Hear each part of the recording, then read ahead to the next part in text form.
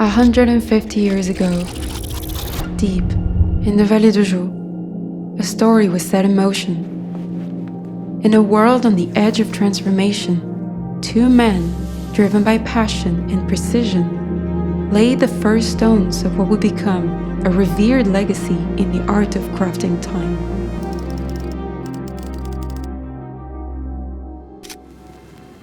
If we go really at the beginning, it seems that the Piguet family was one of the, if not the first family who settled there. Then the Audemars came after the War of Religion in France. What my grandfather told me, he told me stories about his father, who, as you know, was one of the co-founders. And what he told me is that his father and Jules Audemars were both friends, and they were also both watchmakers. So they were discussing quite often about their work, the passion that they had for complicated watches. At this time, the Americans started to industrialize the production of watches.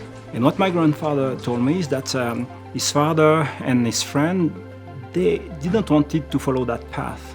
They wanted to continue to have watches that were made by human beings, watches that will allow people to express at the maximum their skills. So 150 years ago, they decided to establish Audemars Piguet. They wanted to continue this tradition of being very independent, of being in charge of their own destiny, of building a community that will thrive together.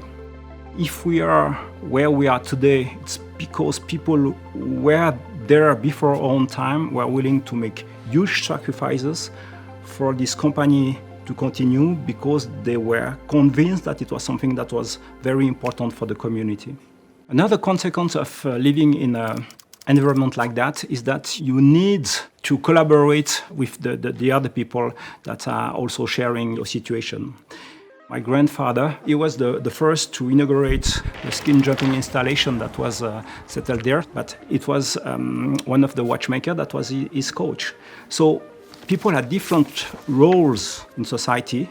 In certain position, they were the boss, and in other, it was another people that was the boss. So they didn't feel that there was someone that was, from a social point of view, above someone else. They were all part of the same community. To make a watch is not an easy matter. In a watch, there are hundreds of different components, all different from each other, and they have to match together.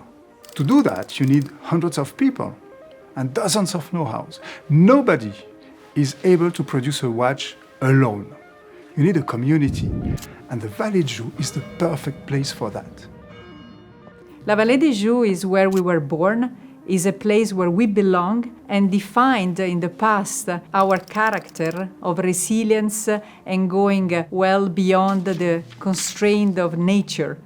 This is at this stage that a very critical elements come into play, which was the very cold weather, because this very cold weather brings snows.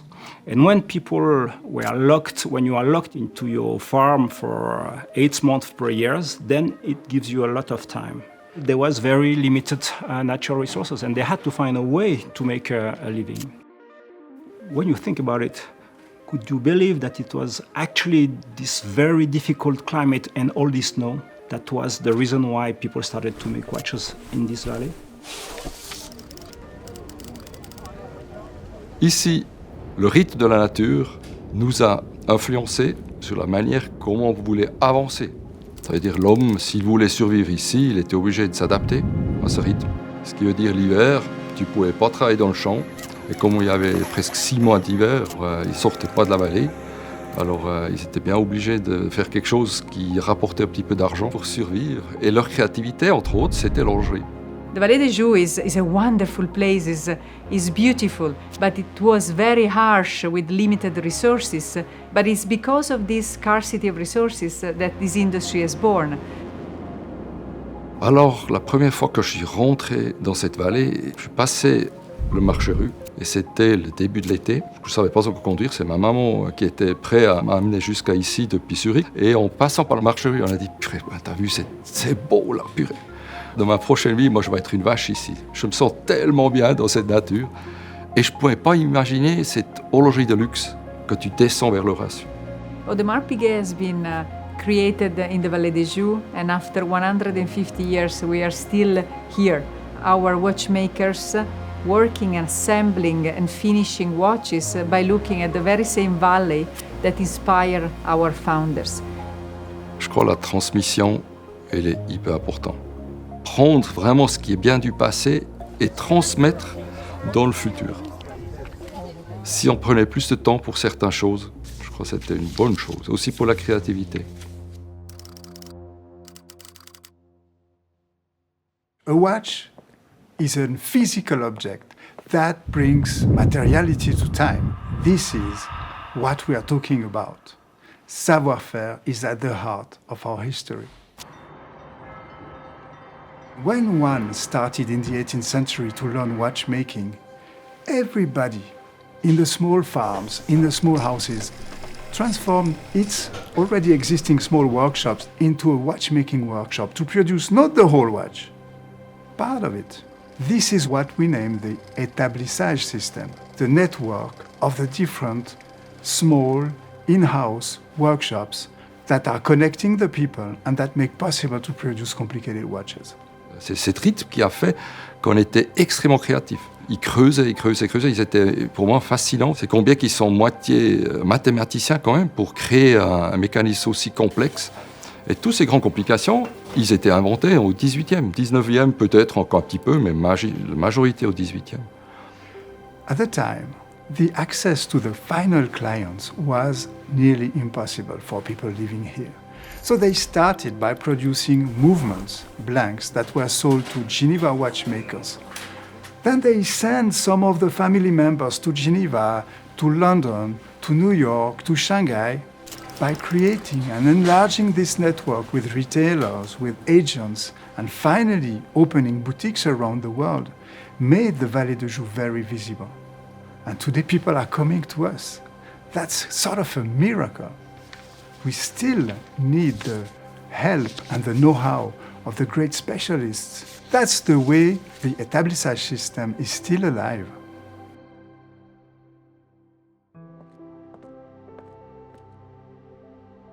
The beauty of this industry is really relying on the collaboration, on the spirit of family. I think it's important that we continue working with a sense of responsibility for all the partners that have been with us in this journey.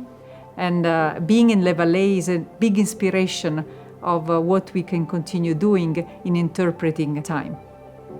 Celebrating the 150 years anniversary is an emotional moment for us because we have been thriving and living and surviving after multiple wars, economic crisis, the arrival of quartz. So being able to celebrate an anniversary for me is like giving homage to all the companies, all the partners, the suppliers that have lived with Audemars Piguet through the histories of these years. And we are extremely thankful to be an independent family company still today. This gives us a sense of responsibility moving forward to ensure that we continue innovating, we continue pushing forward the boundaries of what it means to be here in Le Vallée. This aspect of innovation, of creativity, of going outside of the comfort zone of what we know we can do is part of our history, and we want to continue nourishing moving forward.